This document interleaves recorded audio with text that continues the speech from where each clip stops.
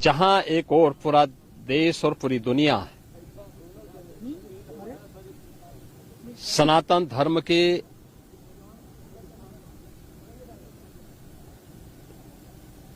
इस सबसे बड़े आयोजन का साक्षी बनकर के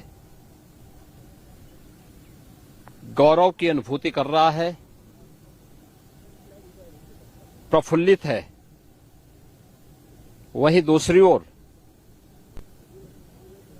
सनातन धर्म के खिलाफ सपारी लेकर के षड्यंत्र करने वाले तत्वों के द्वारा लगातार शरारत पे शरारत करते हुए झूठ के और असत्य के नित नए प्रतिमान भी गढ़े जा रहे हैं।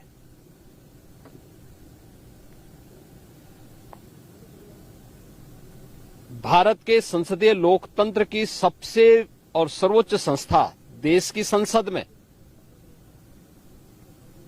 कांग्रेस अध्यक्ष से मल्लिकार्जुन खड़गे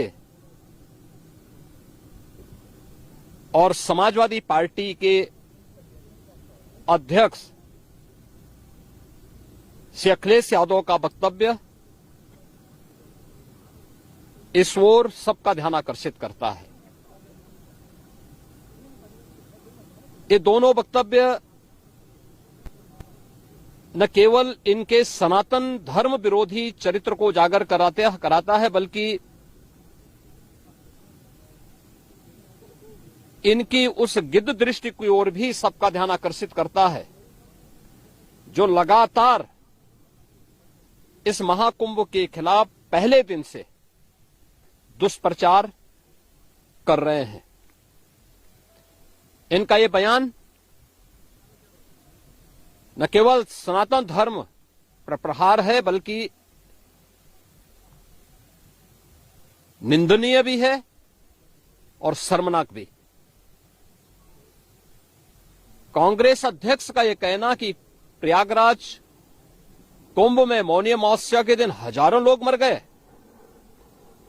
हमें अफसोस होता है एक इतना वरिष्ठ नेता, कांग्रेस देश की जो सबसे पुरानी पार्टी है, उसके अध्यक्ष से अपेक्षा की जाती है कि वो एक मर्यादित बयान देश की संसद में रखें, और इतना गुमराह करने वाला बयान, झूठ पे झूठ। ऐसे ही समाजवादी पार्टी के अध्यक्ष का बयान, एक प्रतिस्पर्धा दोनों दलों में है, कौन कितना सनातन विरोधी वक्तव्य दे सके। ये कहना कि कोई आंकड़े नहीं दिए गए, यहां से प्रशासन से जो बयान जो आंकड़े दिए गए, उन आंकड़ों को मैंने भी सबके सामने रखा। घटना दुखद थी, हर व्यक्ति दुखित था, और जितने क्विक रिस्पांस से मेला प्रशासन, पुलिस, एनडीआरएफ, एसडीआरएफ, सिविल डिफेंस, इन सब ने मिलकर के घायलों को हॉस्पिटल पहुंचाने का काम किया, अपने आप में एक मिसाल है। करोड़ों लोग प्रयागराज में उस दिन उपस्थित थे। ये दोनों दल चाहते थे और सनातन धर्म विरोधी चाहते थे कि बड़ा हादसा हो जाए। हमारी पहली प्राथमिकता थी कि किसी भी स्थिति में इसको हम जीरो हादसे तक लेके जाएं, लेकिन दुर्भाग्यपूर्ण तरीके से घटना घटित हुई। लेकिन जितने क्विक रिस्पांस से प्रशासन ने और सभी संबंधित संस्थाओं ने कार्य लेकर के उन्हें हॉस्पिटलाइज किया, उसमें कुछ लोग उस हादसे के शिकार हुए, वह दुखद है। उन सभी परिवारों के प्रति हम लोगों ने अपनी संवेदना भी व्यक्त की और उसके लिए कुछ आर्थिक मुआवजा भी घोषित किया।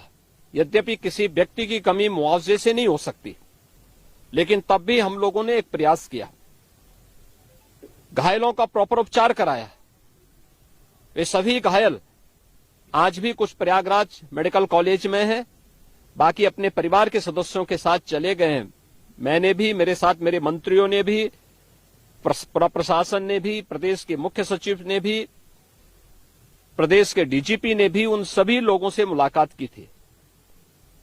और मैं तो देखकर बहुत चौंक था कि जो लोग प्रयागराज मेडिकल कॉलेज में भर्ती थे, जब मेरी उनसे बातचीत हो रही थी, तो उनमें से सभी लोग ये कहा, उनके द्वारा कहा जा रहा, साहब व्यवस्था में खामी नहीं, लेकिन हमारी किस्मत है या फिर ऐसी स्थिति पैदा हुई।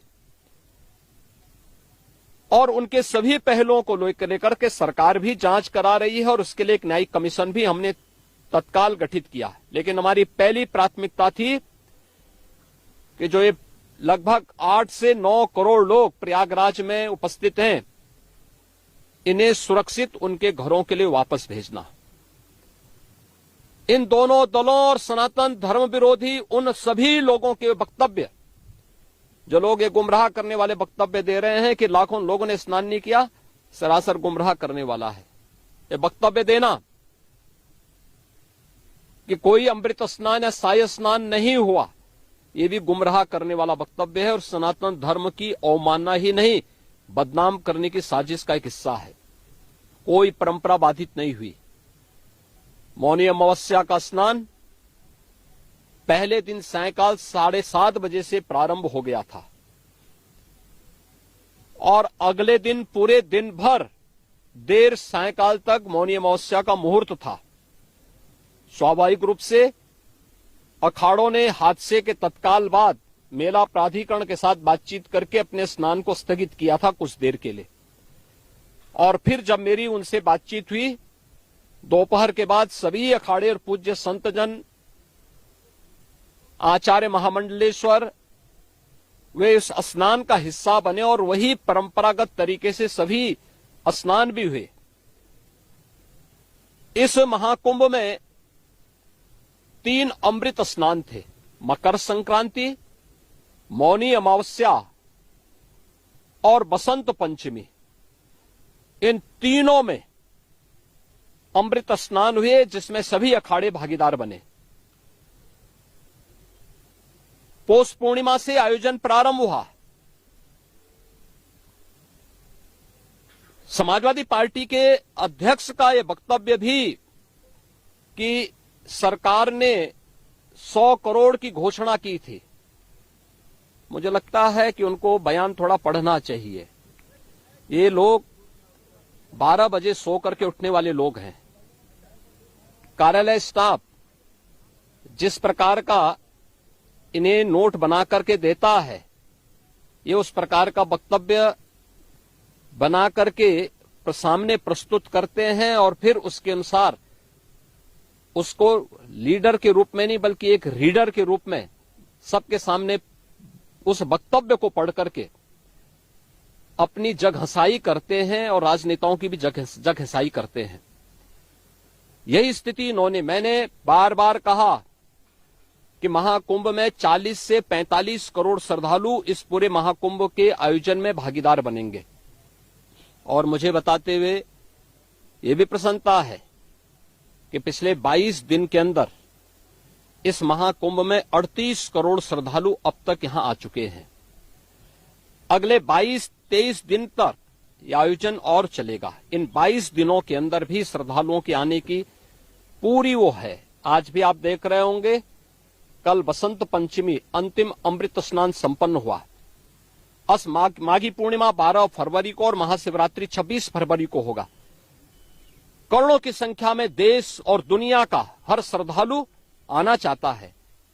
आज भूटान के महामहिम नरेश ने भी यहां पर अपने देश के तमाम लोगों के साथ में इस आयोजन में वे सहभागी बने।